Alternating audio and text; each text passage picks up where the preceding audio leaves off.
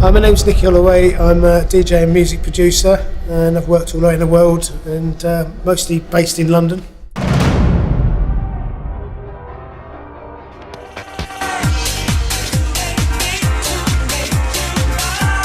I'm very lucky to have had a life where I've managed to travel the world, mostly invited, and playing at DJing and performing at festivals and events and nightclubs all over the world. So it was a bit of a nasty shock to me when I found out I was ill.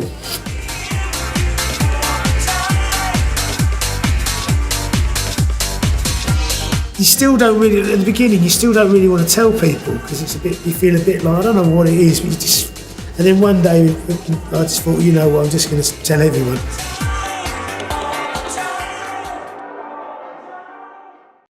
The two main options available in England on the NHS is like, you know, radiotherapy, and the one they all seem to be pushing you towards is radical prostatectomy. So I thought to myself, well, there must be some other way. There has to be some other way. And I spent months going private in Harley Street trying to find HIFU and all these other different options, none of which were available, none of which they wanted to give me.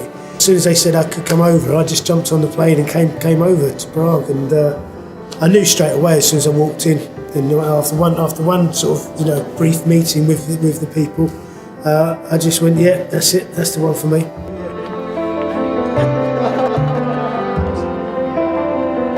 Proton therapy is unique because it is the safest form of radiation therapy. We are one of the first centers in the world which is using pencil beam scanning as the most advanced form of this form of therapy. Success rate of prostate cancer treatment depends on the stage of disease.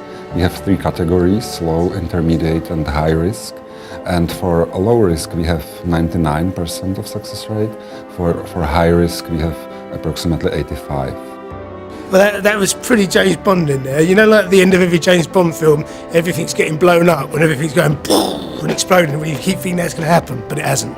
For prostate cancer patients, there are really small limitation during the radiotherapy. One session takes only 20 minutes, and after this they can do almost everything.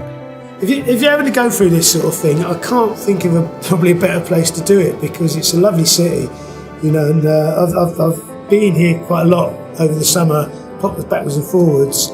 It's actually quite nice. It's just sort of, it feels like a bit of a weird holiday. It's a holiday, you know, because I come here in the mornings and it's all done by 11 o'clock, and I've got the rest of the day to myself.